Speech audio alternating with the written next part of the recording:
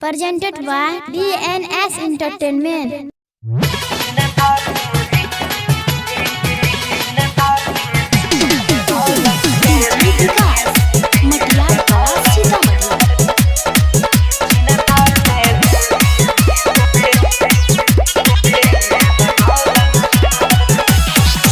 ले जो मजनुआ है रे जल्दी भगाई के नहीं त जान दई देबो हसरी लगाई के।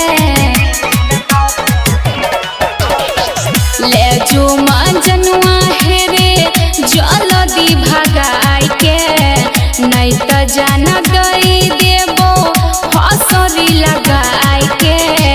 घर में हमरा शादी के बात चलै छै, पहता चलल छै हमर रोशनी गई चिन्ता से देह गलै छै गेरोसनी। पहता चलल छै हमर रोशनी गई चिन्ता से देह गलै छै।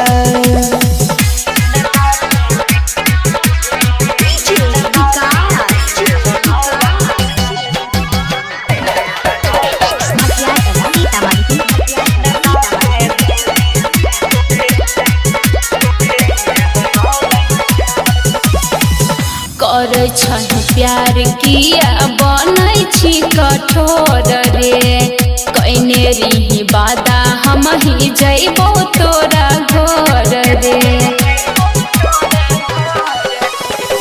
चल गेलै हमरो करे जहबा पछुरी गई बुझै नै छी दुख हमरा कोनो हम जबूरी गई। गाँव घर के लोगवा देखी देखी जलै छै, पहता लगल छै हमर रोशनी गई चिन्ता से देह गलै छै गेरोसनी। पहता चलल छै जब से हमरो गई चिन्ता से देह गलै छै।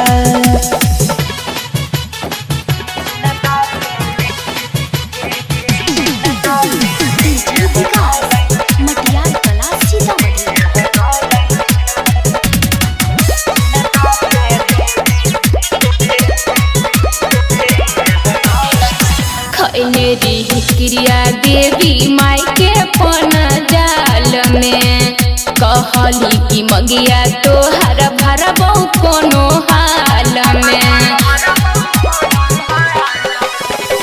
साथ नहीं देलकै हो मरई हो तोह तोरीर के देखली है फोटो तोरे छौई करे जब चीर के।